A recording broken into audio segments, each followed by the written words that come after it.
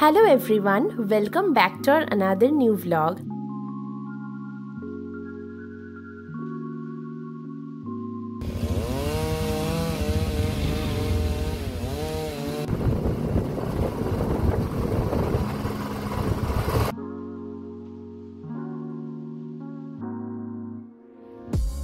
আশা করি আপনারা সবাই ভালো আছেন।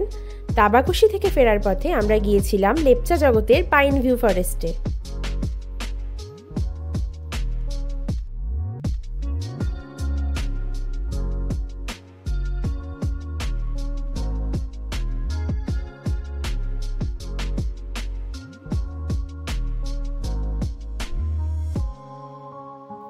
আপনারা যারা আমাদের তাবাকুশির ব্লগটি দেখেননি তাদের জন্য ডেসক্রিপশন বক্সে লিংক দিয়ে দিলাম, আপনারা চাইলে দেখে নিতে পারেন।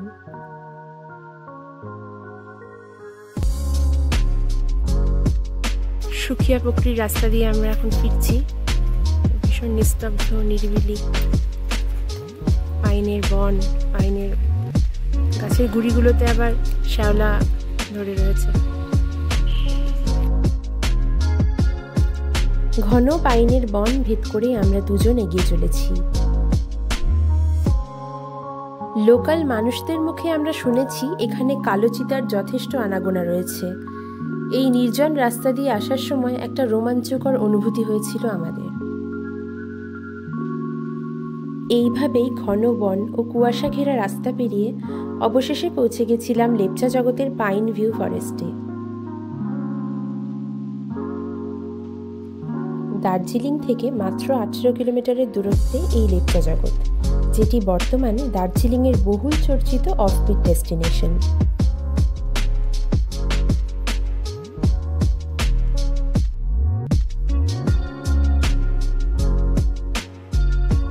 এই ফরেস্টে ঢোকার জন্য মাথাপিছু প্রবেশ মূল্য 20 টাকা।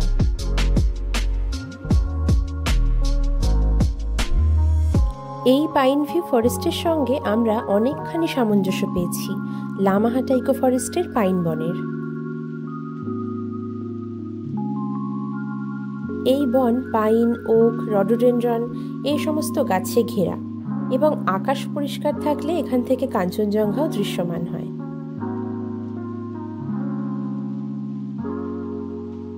যদি আপনারা ঘুম হয়ে জোরপোখরি, সুখিয়া পুকুরি, মানেভঞ্জন, পশুপতি মার্কেট এই সমস্ত জায়গায় যান, তাহলে রাস্তাতেই আপনাদের লেপচা জগতের এই পাইন ভিউ ফরেস্টটি পড়বে।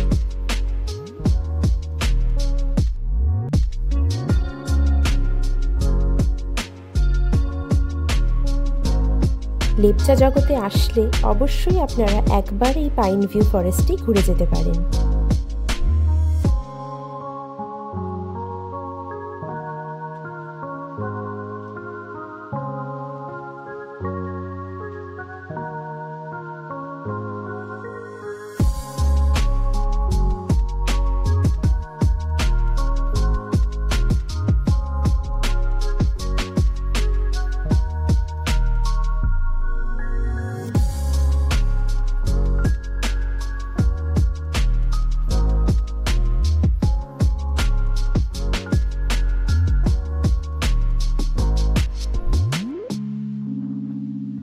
ফেরবার পথে আমরা এক ভয়ানক ঘটনার সম্মুখীন হয়েছিলাম।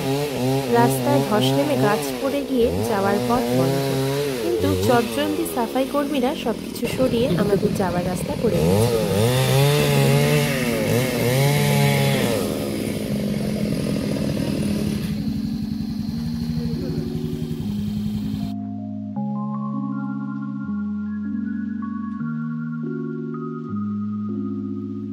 আজ তবে এইটুকুই থাক। দেখা হচ্ছে পরের ভিডিওতে, যেখানে আমরা আরও একটি এমন নতুন জায়গার সন্ধান দেব। ততক্ষণের জন্য টাটা।